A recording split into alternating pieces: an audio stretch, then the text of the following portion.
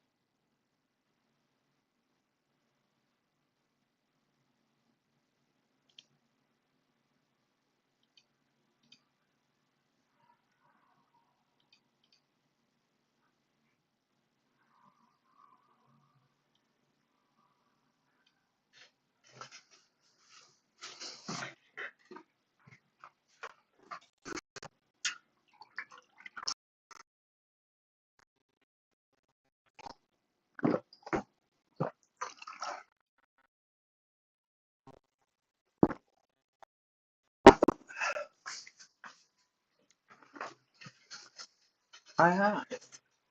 ¿Ah? No había entendido.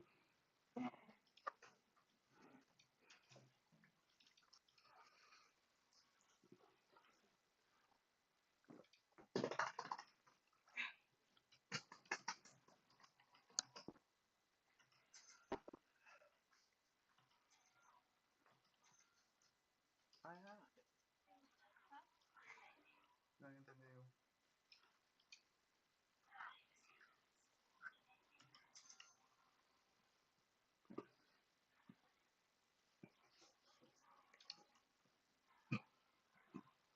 Mira, puse el aleatorio. ¿Qué salió? ¿El chato? Mira, es lo que puedo.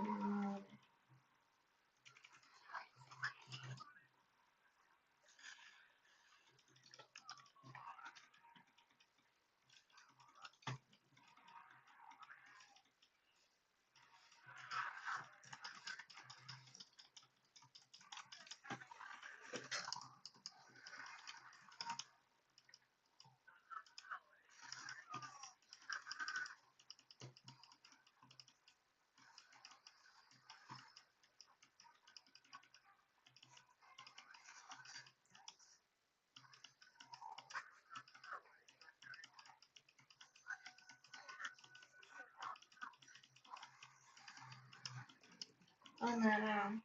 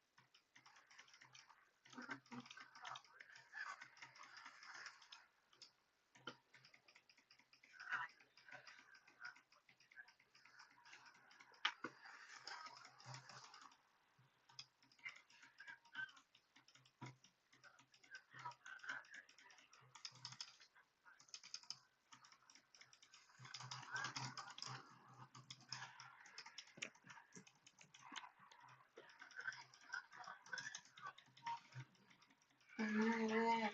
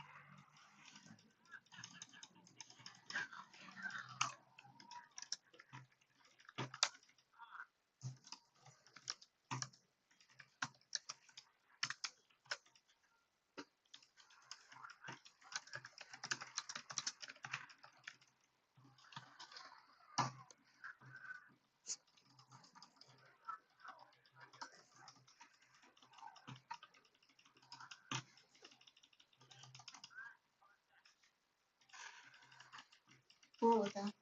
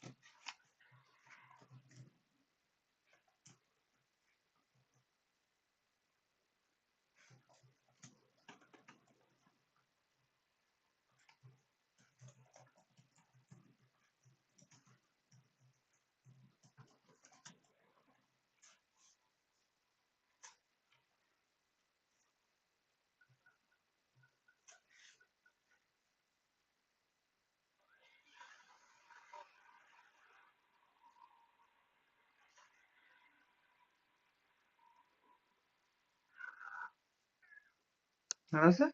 No, mi equipo. Gané mi línea, la de abajo también, y medio perdí. Mm. Fregada. ¿Dónde está? ¿Quiero hacer algo? Ah, ya.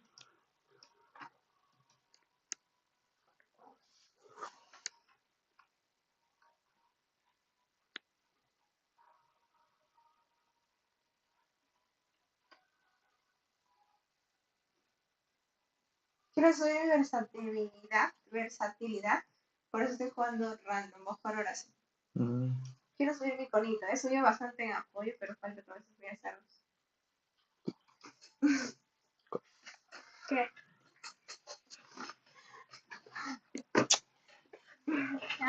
No está. Me siento bien llena. Lo de aquí esto que se mueve y se mete el juego, ¿Sí? No sé por qué. ¿Escuchará, pues, o qué? Sí será, ¿no? Mm. Le apuesto que lo siento que se mueve y se mueve.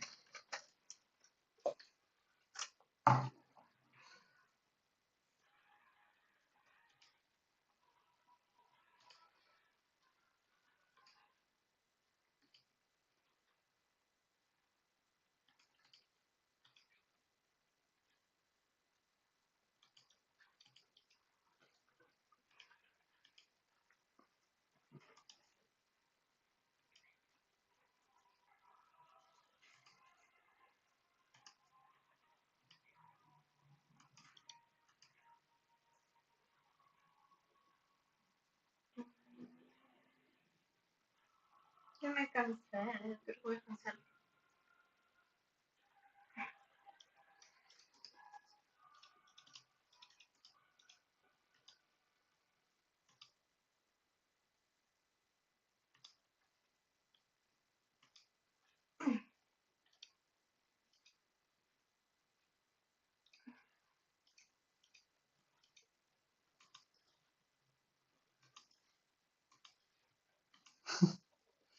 Amor, me asusté porque había uno viendo. ¿Ah? Me asusté porque había uno viendo. ¿Cómo así?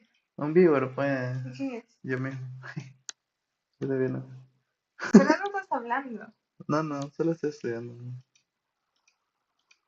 ¿Tú te asustaste? Ay, ¿qué está viendo? Sí, eres. Ay, amor.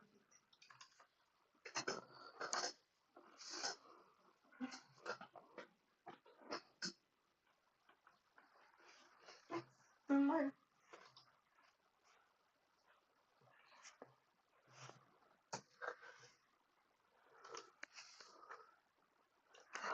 ¿Qué vas a hacer, por amor? ¿Ah? Yo no se lo sé ya. Te olvidaste ya.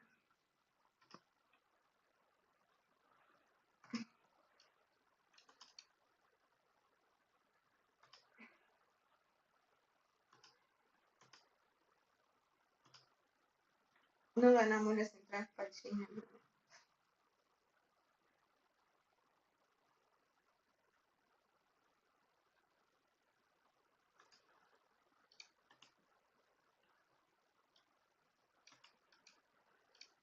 Mira, el señor ganó su carro. Mm.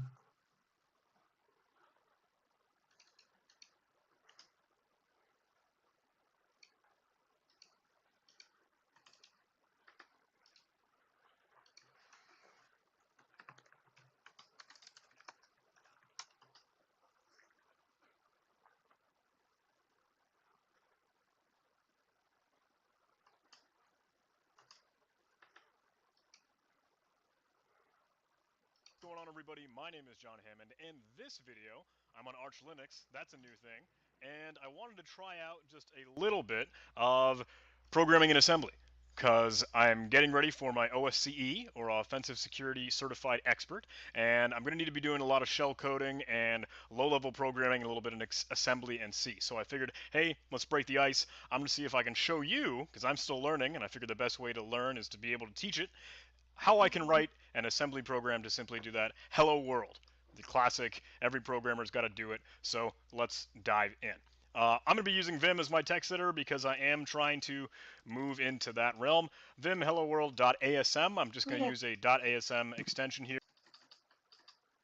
And I'm going to note a couple comments. You can specify a comment with just a semicolon. So I'm just going to say hello world.asm, just note myself here, and then a little bit of the date. So whatever, nice formalities, and it looks like Tmux is telling me nice down at the very bottom there. It is October for this assembly program to run. So the syntax to do that is simply just the word section, and then you'll have to specify what section do you want to actually create. They're prefixed with the period, and .text is actually all the program instructions and the actual code that you want to actually have happen and run. We'll end up creating another section for .data, and data will be where we can kind of define our variables or little labels that we'll use throughout the program. So what I'm actually going to do is create a variable. I'll call this message. You can call it really whatever you want. But again, that's going to be noted with a colon following it. And then we just specify kind of like a type or a way that we can define that, from what I understand, right? I'm waiting on you guys to let me know what I'm failing at. So please leave me a comment what the heck I'm doing wrong. I'm here to learn. So db is what we'll use to define bytes, and then I'm just going to end up using these double quotes to define a string. I'll say hello world, exclamation points, and what I'm actually going to do after this is apply a little argument with a comma. I'm going to supply another value, and it's going to be in hex. So I'm going to represent a 0x here, and I'm going to supply an a, and that 0xa is a new line character. And if you don't believe me, we can actually go take a look at that in another terminal up here. I'm just going to fire up Python real quick. What I have in 0xa is in ASCII, or I guess in base 10, right? That's going to be the number 10, as it is in hex. So we can actually go check out the value of that CHR. I'm just going to run that on 0xa, so hex A, and that's that new line. It's that \n. I tested this, I played with it where I just tried to include that \n inside the string, but that didn't work so well. So let's just keep moving with that 0xa. All right, now I want to be able to actually keep track of the message length. What you can do, just to work with that, is count it out if you really want to. Okay, there are 5 letters in the words hello, 6 with a space, another 5 for world, so that puts us at 11, and the exclamation point can be like, whatever, a 12 character.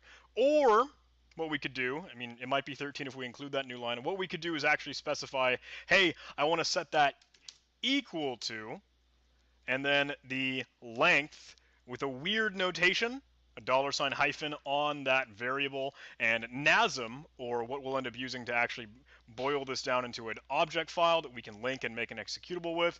NASM will understand that to represent the length of that variable and value. So, okay, now let's move up to our .text section, and let's actually go ahead and start to write this out and display it on the screen. The way that we're going to do that in a low-level, hardcore on the processor stuff is with a syscall or a system call. That way we can interact with the kernel and that low-level operating system level really simply and really easily. I'm not going to go into depth on what these syscalls are made up of or how they work. Maybe that's for another video, but I need to learn up on that myself. I'm excited to see your resources. Maybe what you can do to help me learn. But I want to show you what all of these actual syscalls are and what we can end up using and how we could use them. They're represented just by a little number, so I'm going to go ahead and create a new pane so I can show you where you can find those, because they're stored in, or at least they're kind of noted and included in a header file that you might see within C. C within C, that sounded weird. It's uni standard 32.h. I'm going to be writing a 32-bit executable because I'm trying to just learn that first. So let's do that. And locate could track that down for me. If you don't have locate, again, I'm on Arch. That's Pacman SY. Mlocate is the package name for that. But we can just simply actually check out that file and see what we have to work with here. So let me do that. And we'll see a couple of our syscalls. There is exit, which is just noted as the number 1. And what we're going to end up using to actually get this to display on the screen is that write syscall. That's going to be number 4 here. So what we want to have our program do is simply write out the hello world message on the screen and then gracefully exit. So let's get to that. Now that we know that's the number of the syscall that we want, we need to actually put it into those general purpose registers that allow assembly to work with it and run it. So what I'm going to do is move MOV as that instruction, and I'm using Intel syntax here, right? So EX, that register, we're actually going to move the number of the syscall that we want to run.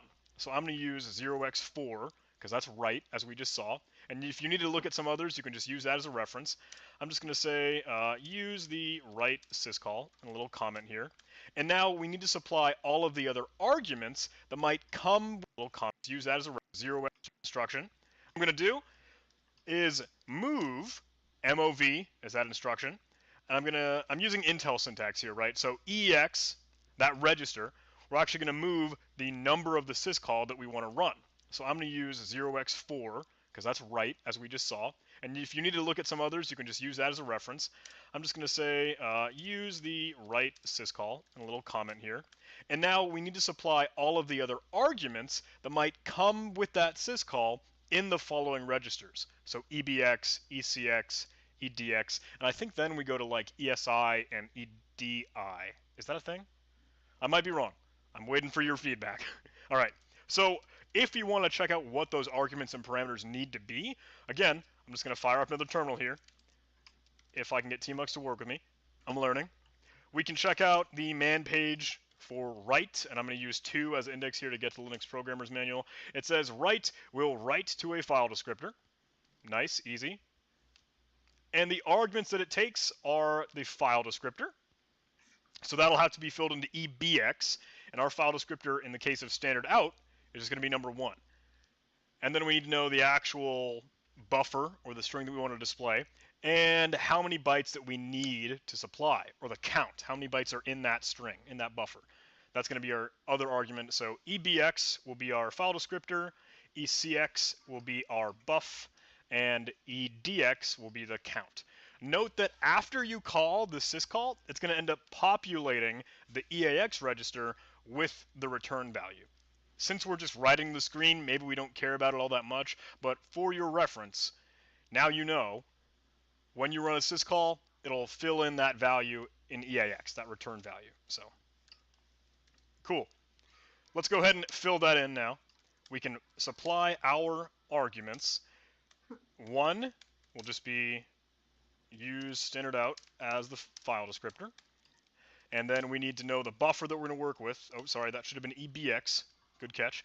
ECX needs to be that buffer that we're going to work with. And I created that variable as simply message. So use the message as the buffer. Nice and easy. And then let's actually include that message length. So let me move over my comments a little bit. There we go. and supply the message length, whatever, if I could type. Now that we've got all that set up, we need to actually invoke the syscall or run it. So the way that we can do that is int 0x80. Int, I think, is interrupt, right? And then 0x80 should be the identifier or hex value for running a syscall. Okay, so now we would display that out on the screen, and we have some dynamic understanding of what the length of our variable is, so that's pretty handy for us. Now we need to gracefully exit the program. So as we saw in that unistandard 32.h file, that exit syscall is number 1. So with that methodology, using EAX as the register to specify what syscall we're going to run, how would we do that? Well, okay, if we want to run exit, we'll just set EAX to 0x1. I'm going to use hex here just to kind of denote that. I think it's a good practice maybe. And that syntax, move EAX comma, that comma is really all those operands that we'll give to that move instruction, the opcode there. And it needs, if we were to take a look at that man page, we can fire it up, it needs a return value. And you can specify really whatever you want here. You could specify like 10 just to be able to see that and watch it execute. But normally you'll see like a return 0 at the very end of a C int main function, because if it returns 0, that means success. That means everything executed properly. So now let's go ahead and run that with our int 0x80. I'll include a little comment here. Invoke the syscall. And maybe if you want to just include a comment, now gracefully exit. So.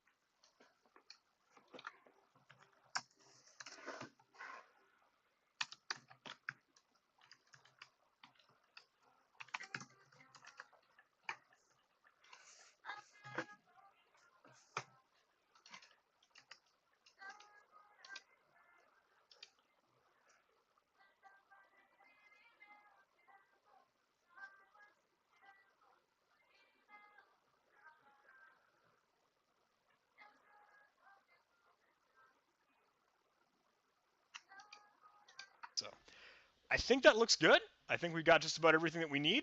Oh, I'm totally wrong. I'm sorry. We don't have everything we need. We need to actually specify the label, or kind of like a function, that we're going to end up using to really run this program.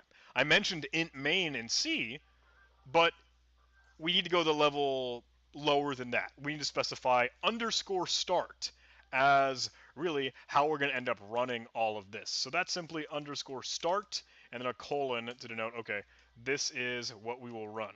And we need to specify that also at the very, very top. We're going to end up using global _start. So that is that syntax. Now we have the data section that defines our variables for us. We have the text section that will actually run this code and evaluate it, go through and procedurally do that.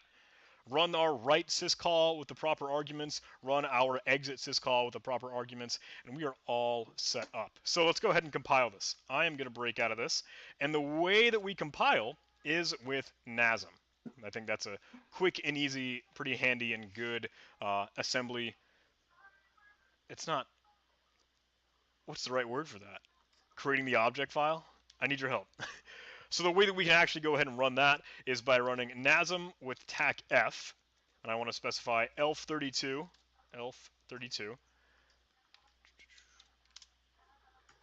and we need to actually give it what output we want it to have. So I'm just going to say hello world.o for our object file, and then we need to give it the argument or that input file for it to work with, and that'll simply be our hello world.asm file.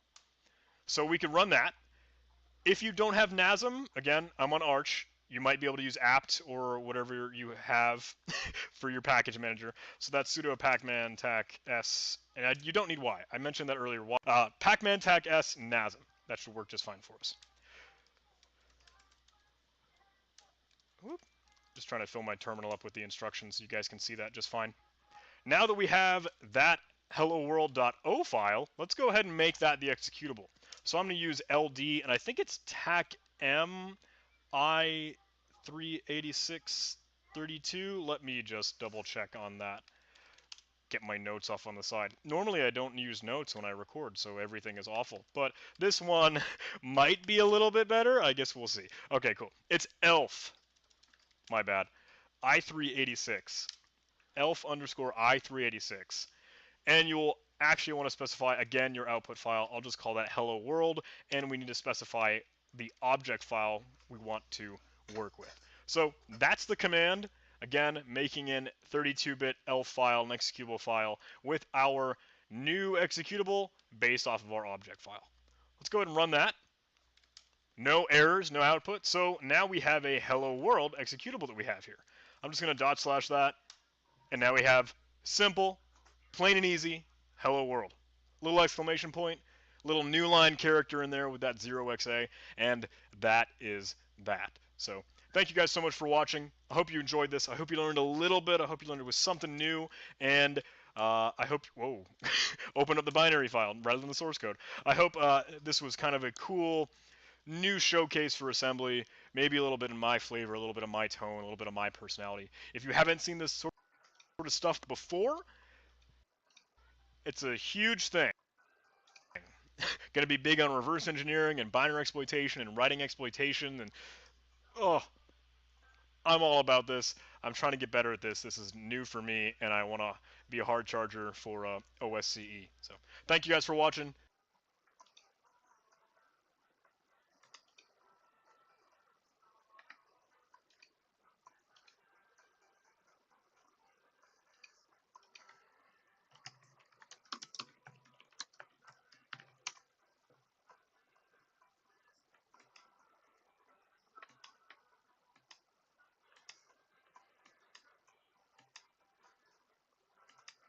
Hello, my name is Max. Welcome back. My brain needs to be challenged constantly and needs to learn new stuff constantly. Now, it has been a while since my last bigger project, so I'm going to start a new one. I'm going to make a lot of videos about it, and that is building an 8-bit computer from scratch. An actual working computer that I can program, that I can run programs on, that use my own programming language, and I'm going to start out with actual individual transistors. And I'm going to build this computer in multiple smaller steps. I'm going to start out building logic gates out of transistors, and then I'm going ahead and I'm going to use actual MOSFETs, which are basically just a couple logic gates in one unit, to build more complex stuff like an LAU, which is the arithmetic logic unit, which does calculations for your computer. And I'm going to make videos about every single step, and I'm going to explain what the hell I'm doing every single step. So if you are actually interested in this kind of stuff, if you ever wondered how a computer actually works on an electronic level, you can watch this series and you can learn how a computer works yourself on an electronic level, or you can build your own. So by now you're probably asking, Max, how much does it actually cost to build your own computer, and what are the components I need? Well, I obviously cannot tell you because I haven't built it yet, but I can tell you what you need to start out. Now, the most important thing is, stop shaking.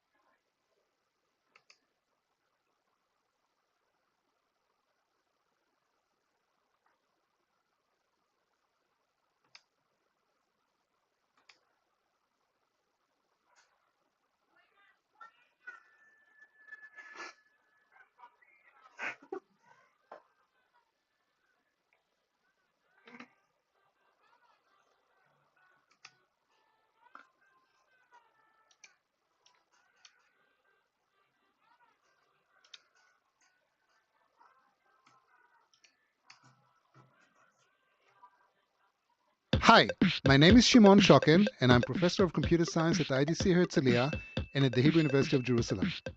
And I'm Noam Nissan, a professor of computer science at the Hebrew University of Jerusalem and at Microsoft Research. We are very pleased to introduce NAND to Tetris Part 1. Anyone can take this course, including people who have no background in computer science or engineering. The course consists of 6 weekly projects, each focusing on building a different module of the computer's hardware. In each project, you have to build a set of chips. And for each such chip, we provide a complete chip specification, and you then have to figure out how to build this functionality using chips that you've built before. But don't worry, you will have to do no soldering whatsoever. Instead, you will build all the chips using a hardware simulator, just like hardware engineers actually do in practice. In the first 3 projects of the course, we start with the most elementary logic gate called NAND. Using detailed project materials, we will guide you through the process of building a chipset, a central processing unit, and a memory unit. In the next 2 projects, you will integrate all the chips that you've built before into a complete general-purpose computer named HACK. We will then connect the computer to a keyboard and a screen, and poof, the computer will snap into action. In the last project in the course, we develop an assembler which enables writing programs using symbolic commands rather than binary code. This will allow us to use the Hack platform to run all sorts of cool programs like Tetris and practically any other program that comes to your mind. And that's it, from NAND to Tetris in 6 weeks. The course requires about 5 to 10 hours of work per week and assumes no previous background in computer science or engineering. All the knowledge necessary to take the course and build a computer will be given in the course itself. So, if you wish to understand how computers work and how they're designed, then sign up and let's build a computer.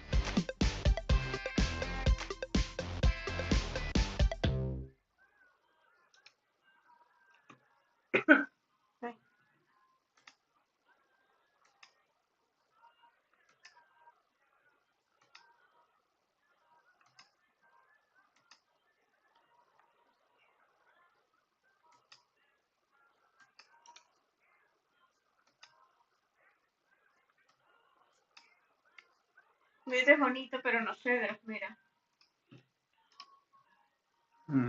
Se parece, ¿no? Está bonita. Está mejor que el otro. La pregunta. No, es que no sé, no, es que yo quiero que me mamá en el carro. Pero está cerca igual. No va a salir viniendo, en cambio la casa está a un paso, pues. De ahí, pero de ahí. ¿Ah? De ahí hablamos.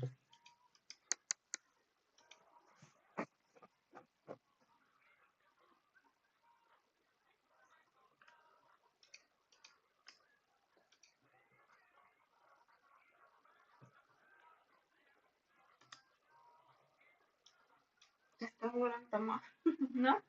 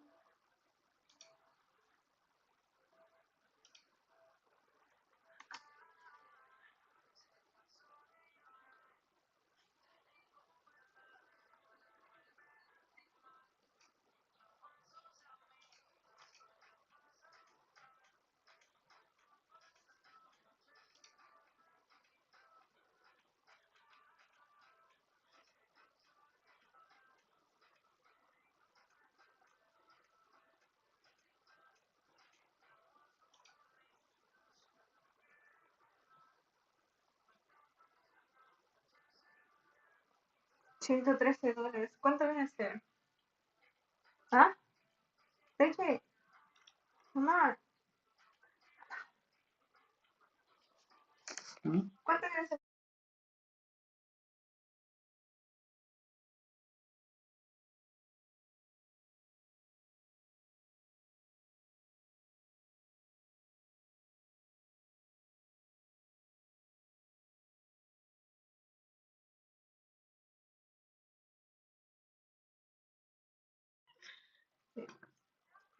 Muy caro, ¿no? Sí. Bueno, lo veo bonito. Sí, pero muy caro. Mm, Está como en otra zona mejor. mm. ¿Sí o no?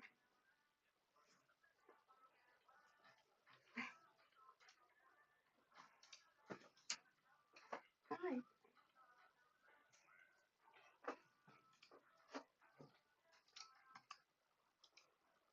Hello and welcome to NAND to Tetris. My name is Shimon Shoken and I'm a professor of computer science at IDC Herzliya and visiting professor at the Hebrew University of Jerusalem. Hi, I'm Noam Nissan, a professor of computer science at the Hebrew University of Jerusalem and a researcher at Microsoft. Together, we'll teach this course. And the first thing that we're going to want to do in this unit is to give you the overall picture of what this course is all about. Well, in this course, we're going to build a complete general purpose working computer from the ground up, hardware and software. And we're going to divide this huge enterprise into two separate courses. In the first course, which is going to be 7 weeks long, this course, we're going to build the hardware of the computer. And in the second course that will be offered later, we're going to complete the picture and build the software hierarchy that sits on top of the computer that we will build in the first course. So that's what we're going to do in the next 7 weeks. We're going to focus on building the hardware of the computer, which we call HEC. So it's going to be a great journey consisting of 7 weeks, 6 projects, 1 computer, and 0 prerequisite knowledge. We assume no knowledge whatsoever in computer science or engineering. Everything will be given to you in the course itself. So this has been our first unit in NAND to Tetris, and coming up is the road ahead, a more detailed description of what we're going to do in this course.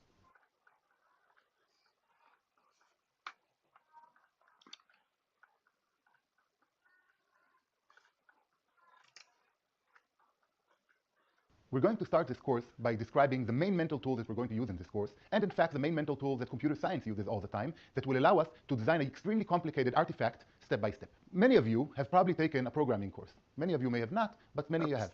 Usually in such a course, in the first class and the first lesson, you start looking at a very, very simple program, sometimes called Hello World, and this is a program that just prints Hello World on the screen.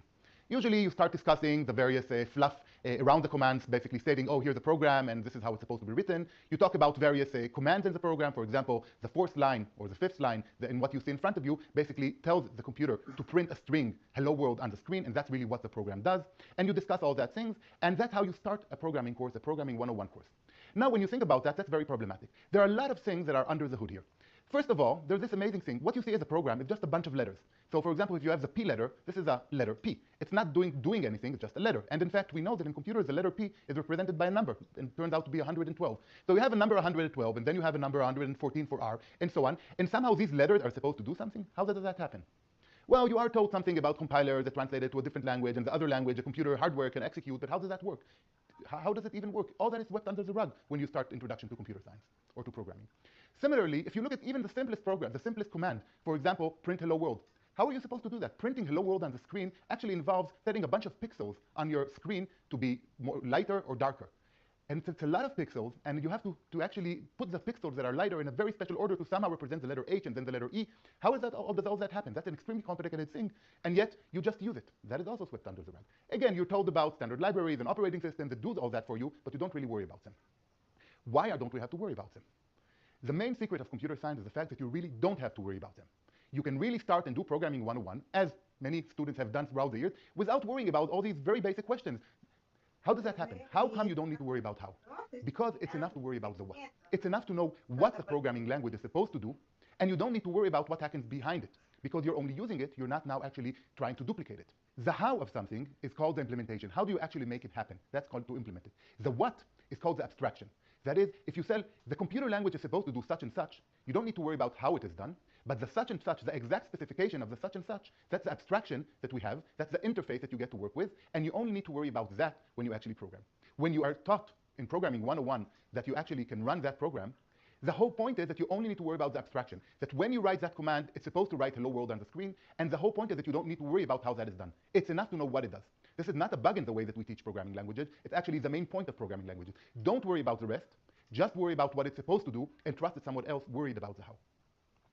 So you may worry here, this is a scam, so if no one worries about how something is done, people are only enjoying the nice things that are done, how is it ever going to be implemented? Who is going to worry about the how?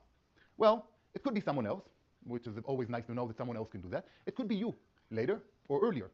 If it's later, you don't need to worry about it now, which is very nice, because now you can focus on the task at hand, which is using the programming language. Even if it was you earlier, that you already implemented the programming language in the past, this allows you to forget. It allows you to forget all the details, all the work that you put into actually implementing it, and just remember what is the thing that you did.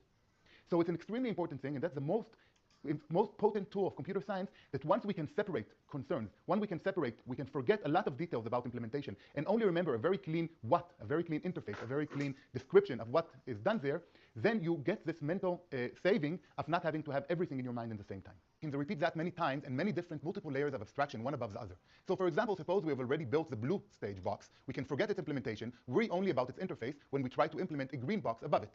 Once we finish with the green box, we can forget its implementation, worry about only the interface when we implement the orange box above it. When we finish that, we can forget again the implementation when we try to implement a purple box above the interface of the orange box. This way, we have multiple stages, each one of them very simple, and yet at the end, we get a fantastically complex artifact composed of many simple stages. This is exactly what we'll do in this course. Here is a high-level description of the different abstraction layers we have in this course. We start with very basic, simple gates. We build more complicated chips from them, and from them we build even higher, more complicated chips like a CPU, and then we put them into a computer, and that continues as a software layer that we'll cover in part 2 of the course, where we build more and more complex software artifacts above these hardware artifacts. Every week, we will worry about a single level of abstraction. We take the lower level as given. We only remember what it does. We forget how we did it. We implement multiple stages, each one, and from them we build even course. Here is a high-level description of the different abstraction layers we have in this course. We start with very basic, simple gates. We build more complicated chips from them, and from them we build even higher, more complicated chips like a CPU, and then we put them into a computer, and that continues as a software layer that we'll cover in part 2 of the course, where we build more and more complex software artifacts above these hardware artifacts. Every week, we will worry about a single level of abstraction. We take the lower level as given. We only remember what it does. We forget how we did it. We implement the higher level of abstraction, the next layer of abstraction. We test that it works. And then, presto, we finish the week. We can move to the next week where we already know that this level works very well. So the lower level we can take as given in the next week because we just finished implementing it. The next level, we are going to actually give you very explicit guidance how you're going to implement the next level of abstraction, given the fact that you already have the previous one. And then we also give you a testing suite that allows you to really test that what you did this week works, so that you can be sure that next week everything will keep on functioning. So by the end of the course, what have we achieved? By the end of the course, after a few weeks of actually every week building upon the previous layer, we get a complete functioning computer. A computer that starts with very basic building blocks called NAND gates, which are very, very simple logic gates, and ending with a computer that can run almost any program, for example, the Tetris that gives this course its name. In the process of doing it, you've gained a lot of very important computer science tools. First of all, you gained the experience of working with abstractions. You've gained an experience of working with the main working horse of computer science at every point in time, forgetting about what you don't need to remember about the how, and working about the next level of abstraction. This is the main thing we always do as programmers, and you've experienced it. You also, by the way, once you did all these different steps, you learned at every step what you need. And the different steps in building a computer are the interesting pieces of information you need to know, you need to understand in order to understand how a computer is actually constructed. And at the end of the day, you sort of now have a complete understanding. You have built a complete functioning computer. You understand all the levels. So finally, the myth of how a computer works is no longer mystical. You understand it. All this accomplishment is going to happen in 14 weeks, and in 2 parts. In the first part of the course, which is what we currently have on Coursera, which is going to last 7 weeks, we're going to build the whole hardware platform of a computer. We're going to start with a very simple logic NAND gate, and we're going to create a computer that can run assembly machine programs. And this is what you do in the first part of the course, 7 weeks, 7 different steps, each step very simple, and you get a working hardware platform.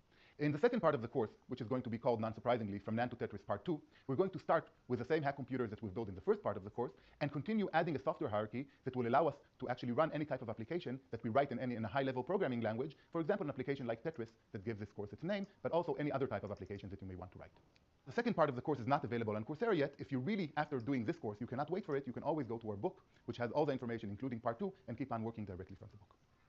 What we're going to do in the next 2 units is explain a little bit more, talk a little bit more about the roadmap ahead, which tells us, first of all, what are we going to do in this course in the hardware part, what are the main steps that we're going to do, and then also what are the main steps that are going to be done in the second part of the course. And after that, in the next week, we'll actually... Yo ya sé la tarea. Ah, ya, amor, ¿cuándo vamos al departamento? Mañana. Mañana quiero Paruro un rato. ¿Cómo? Mañana quiero Paruro. El sábado, sí, ¿no? Te acompaña Perú. Ya, pues. Pero que al salir trabajar. Ujú. Ay, qué cositas. start doing Pero si going step regresamos by a step. acá, ¿podemos pasarnos o vas a traer cosas más? Aunque, bueno, ahorita estoy viendo que no creo que no necesite ir a Perú. Voy a ver, ¿eh? Si Yeah. no, And after that, in the next week, we'll actually start doing going step ¿Ah? Sí, porque sacarlo. Mm. by step.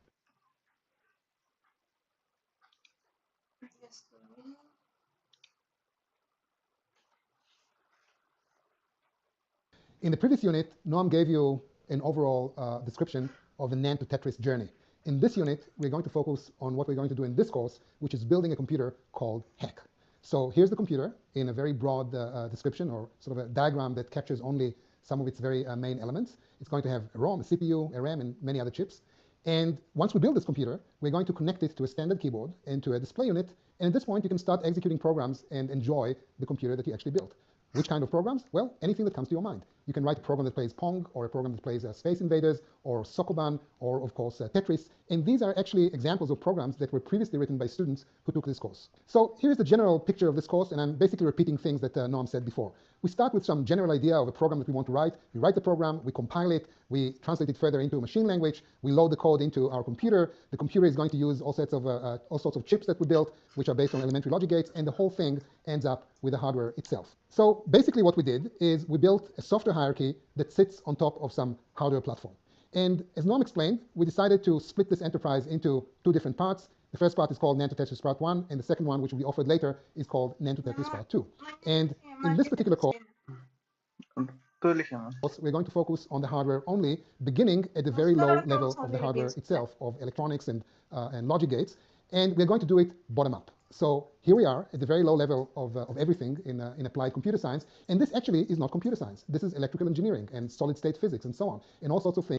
Tetris Part 2. And in this particular course, we're going to focus on the hardware only, beginning at the very low level of the hardware itself, of electronics and logic gates, and we're going to do it bottom up. So here we are at the very low level of everything in applied computer science, and this actually is not computer science. This is electrical engineering and solid state physics and so on, and all sorts of things that neither Noam and I understand much about.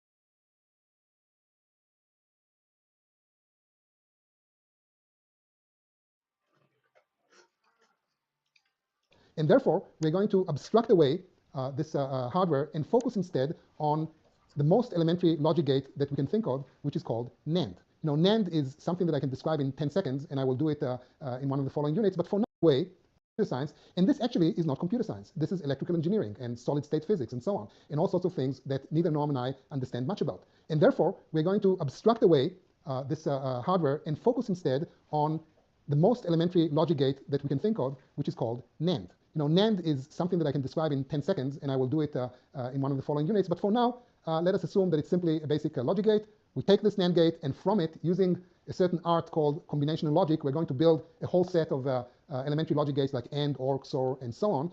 Then we will take these gates, and from them, we're going to use both combinational logic and sequential logic, which is a different art of design which takes into consideration times and time and clocks. And from it, we're going to build things like registers and RAM units and CPU. And then we'll take this chipset that we built and we'll design from it a full-blown computer architecture called HEC. Now, in order to write programs that can execute on this machine and do it in a convenient way, we're going to also introduce an assembler into the picture, and we're going to develop also an assembler for the HEC machine language. Now, I've introduced all sorts of concepts that may sound very unfamiliar. Don't worry about it. Everything will be explained as the course progresses. Now, many of you are probably wondering, how are we going to actually build all these chips? Well, as it turns out, hardware engineers today don't do anything with their bare hands. They develop computers using computers. And in particular, they use something called hardware simulator to design and test and debug the hardware that they want to build. And that's exactly what you will do also in this course. What we see here is a screenshot of our hardware simulator, a piece of software that you're going to download freely from our website, and then you're going to install it on your computer, and you will do all the projects in this course using your computer and software that we will supply. So let us give you an example of how we're going to actually do it. Here's an example of a XOR chip, which is one out of about 30 different chips that we're going to build in this course. And what you see here is an abstract description of how XOR operates. So basically, you're going to take this abstraction, think about it, and along with all sorts of tips and guidance that we're going to provide, you will come up with some logic diagram that enables you to build XOR using lower-level gates that you built before. Then you will take this diagram and specify it using a language that we will teach you, which is called hardware description language. The result will be something called HDL program. You will take this HDL program, you will combine it with some test scripts that we will provide, and then you will debug, test, and complete your HDL program using the hardware simulator that I described before. So that's what we're going to do with every one of the chips that we're going to build in this course. And the result is going to be the hack computer. Now we're going to separate this journey into 6 different projects. So let me say a few words about every one of them. In the first week, we're going to build some elementary logic gates, 15 gates altogether, as you see here in the slide. In the second week, we're going to build an arithmetic logic unit, an ALU, which is the centerpiece of the CPU that we will build later. In the third week, we're going to build memory systems, starting with registers and going all the way up to RAM and ROM units. In the fifth week, we're going to take all the chipsets that we built so far and use it to design an actual computer. In week 4, before we build the computer, we will write some programs in the hack machine language in order to get a feeling of what this computer is going to do. And in the last week in the course, we're going to introduce an assembler for the hack machine language and actually develop it in 2 different ways, one for people who have background in programming and one for people who don't. So these are all the projects that you're going to work on in this course, and the result of your effort is going to be the hack computer, a general purpose computer that can run any program that comes to your mind, Tetris and practically anything else. Now, I'm sure that many of you are wondering, what do I have to know in order to take this course? Well, the answer is we assume no previous knowledge whatsoever in computer science, engineering, or mathematics. All the necessary knowledge that is required to build the computer and to take this course is going to be supplied in the course itself. This is a self-contained course. You're going to learn a lot in 7 weeks of exciting projects. So this has been the unit in which we describe the journey from NAND to the hack computer. And in the next unit, we're going to overview the journey from the hack computer to Tetris.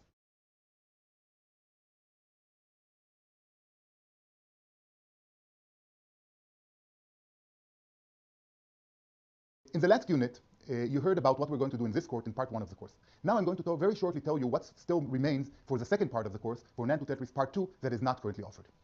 Well, in the first part, in this course, you're going to start with very simple NAND gates, as you've heard, and you get all the way to a working computer system on which you can run any program, for example, Tetris, that gives this course a name.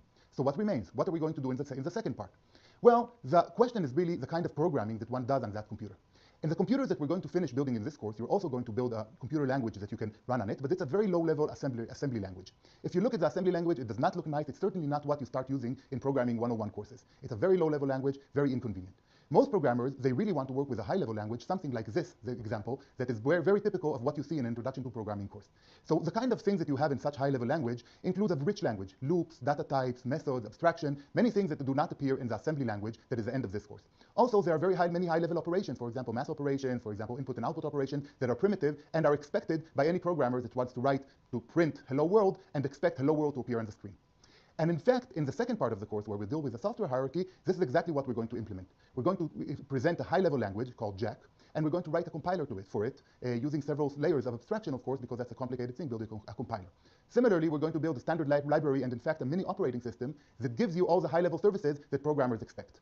Once you have these 2 things, then you're basically at the starting point of an Introduction to Programming course, because you have a high-level language that you can use normally, and now this hopefully closes all the gap between the very basics of how computers are built, all the way to how the programming language and operating system and standard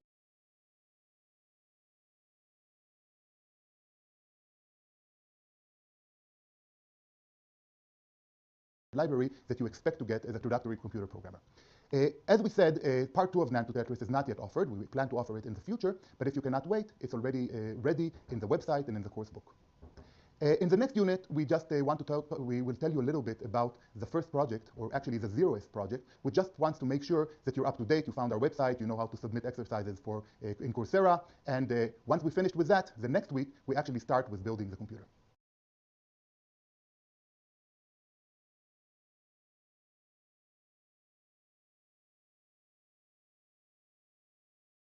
In this unit, we're going to talk about what you have to do in Project Zero, and actually, you don't have to do much. Project Zero consists of 2 tasks.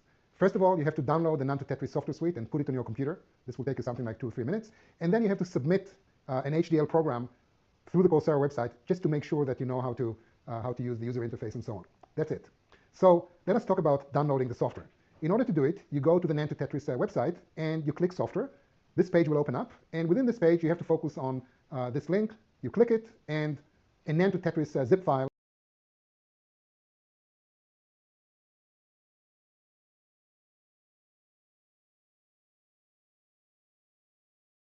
is going to be downloaded to your computer. You take this zip file, you extract it somewhere in your computer. We recommend that you do it in your desktop.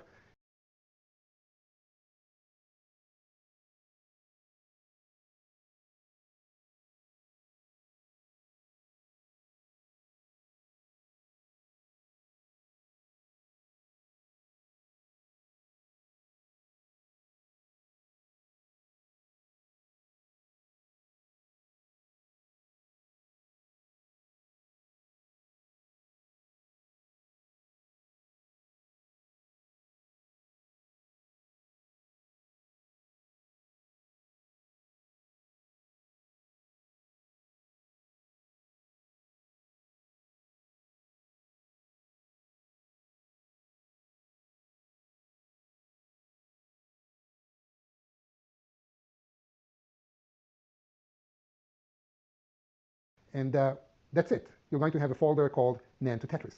Let us take a look at this folder and see what's inside. Well, basically, this folder has two subfolders. One of them is called Tools, and the other one is called Projects. In the Tools folder, you will find a whole set of software tools that we're going to use both in this course and in the second course, which is not yet offered. So basically, we're going to use the first three tools, hardware simulator, CPU emulator, and assembler in this course, and the remaining tools will be used in NAND to Tetris Part 2. If you look at the project subfolder, you will find 13 projects in it, or 14 projects actually, including this one, Project 0. And once again, these projects are going to be split into two categories, and you can by and large ignore completely the second category. So once again, we're going to talk about a subset of all these resources and projects, and that's what we're going to focus on in Part 1. We decided to go ahead and give you everything for those of you who want to continue to do the second part of the course on their own, but once again, please ignore everything which is not mentioned in this slide. So if you open this folder called 000, which is associated with Project 0, you will find in it a single file named file.txt. And all you have to do in Project 0 is submit this file through the Coursera course website. And we want you to do it because we want to make sure that you know how to upload a file, and we want to make sure that we received it so that you will be ready to submit homework later on in the course. So first of all, make sure that you've downloaded the course software suite to your computer and that you can access this file through the course structure, the NAND to Tetris 2 folders. And once again, take this file, submit it, and you are done with Project 0. So that's the end of this unit. And moving along to the next unit, Unit 1,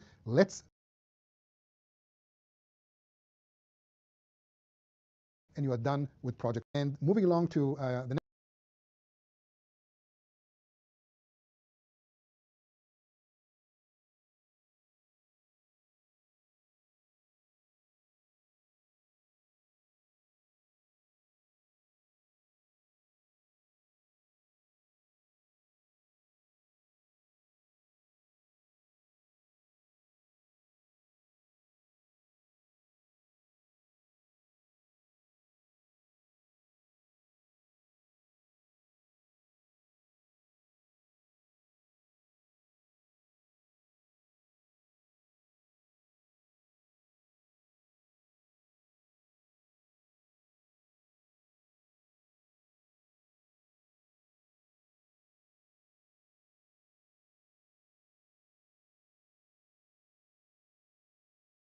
So today we're starting our journey of actually building a computer. You've probably all heard that computers internally only have zeros and ones. And the reason that they only have zeros and ones is because that's what they can get away with. It's simplest to have only two possible values that you need to maintain, and that's going to be enough, as we will see today. We're starting with actually the completely theoretical, logical kind of analysis of how to deal with zeros and ones. And later in Unit 3, we'll actually talk about how these abstract 0 and 1 signals directly are implemented as chips inside a computer. So let's talk about the abstract 0 and 1, on and off, true or false, not no and yes, 0 and 1. In general, we can use all these names to refer to each one of two different physical values that are maintained somewhere in the system. We will use 0 and 1 for the rest of this unit, but that's completely general. So what can we do if we only have zeros and ones? Well, we can do some kind of basic operations on them. For example, the AND operation takes two 0, 1 signals and returns 1 only if both of them were 1. So if you have 0 and 1, the result is 0. But if you have 1 and 1, the result is 1. We can actually see all the different possibilities for combining two values of zeros and ones into the result, which is the AND of them, in a little table that is called the truth table, because it actually gives all the different possibilities of the inputs of x and of y, and for each one of these possibilities, it lists what is the output, what is x and y. So AND is one of the possible operations. Here's another very popular one, or it returns 1 if any one of the two inputs is true, is 1, or even if both of them are 1. The only time it returns a 0 is if both x and y are 0. And here's a third interesting operation. This one is a unary operation. It only takes a single input, bit as input, x, and returns the opposite of it. So return for if the input is 0, the output is 1. If the input is 1, the output is 0. So these are possible, very simple operations on Boolean numbers, sort of like addition and multiplication and maybe other kind of operations are operations on integers or on real numbers. These are operations on Boolean numbers. Once we have operations, we can start combining them just like we combine arithmetic operations in arithmetic formulas. So for example, let us try to evaluate what would be the expression of not 0 or 1 and 1. Notice that we have which is 1 operation, so that's equal to, we know how to evaluate a Boolean expression, and we can do that.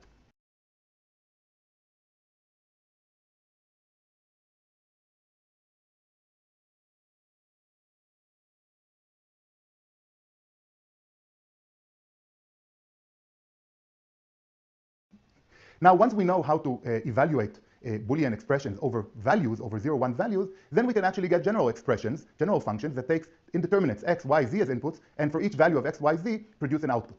So for example, I can define a function of 3 inputs, x, y, and z, that basically sends x and y, or not x and z. And look at the parentheses to see the priority that I was thinking about. Of course, I could define any other function by any other Boolean formula, and that would give me a function. If we want to know what kind of function is that, well, we can actually list all the possible values of x, y, and z, and for each one of them, try to write down what is the value of the function.